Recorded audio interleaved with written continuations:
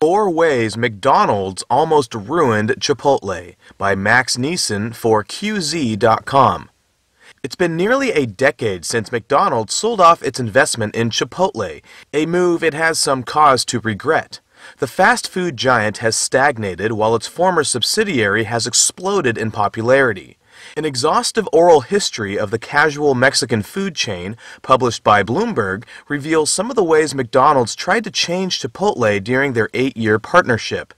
I would think of it in terms of McDonald's being the rich uncle and Chipotle as the petulant nephew, where we take the money and are grateful but are stubborn and strong-willed enough that we're going to do what we want with it anyway, Communications Director Chris Arnold told Bloomberg. Here are some of the changes the company resisted or rolled back. Drive-thrus and breakfast. From Chipotle COO Gretchen Selfridge. Bless their hearts, McDonald's had a lot of great suggestions, and we were always polite about it. They really wanted us to do drive-thrus. They really wanted us to do breakfast, but we just really didn't do any of that. This one doesn't actually sound too awful from a customer perspective. The company actually tested out breakfast at one point after splitting up with McDonald's, only to decide against a broader rollout. But a drive-thru would have thrown a wrench into Chipotle's incredibly efficient service model, and it would have been difficult to maintain the extremely high level of customization that's part of the chain's appeal. Chipotle has introduced only one additional menu item, a braised tofu filling called sofritas, in the past 20 years. McChipotle's Chipotle Fresh Mexican Grill. According to the Bloomberg piece, investors were pushing the company to try out some options for co-branding the concepts. But the fact that the chain was partially owned by McDonald's already was something of a conflict with Chipotle's commitment to sustainable food.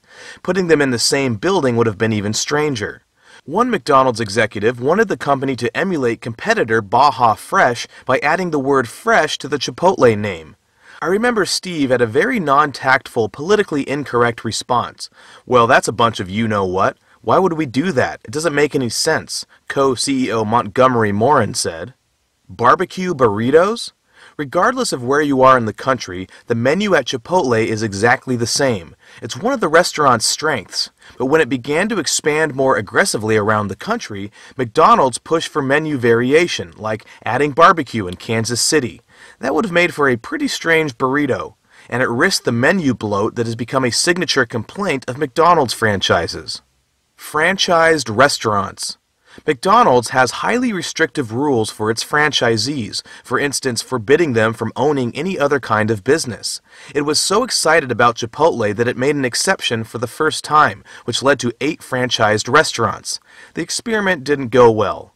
What we found at the end of the day was that culturally we're very different, Chipotle founder and co-CEO Steve Ells said.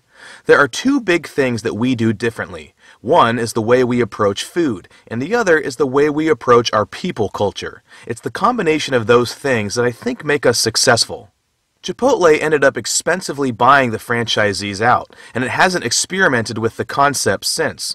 All of Chipotle's restaurants are under the company's ownership.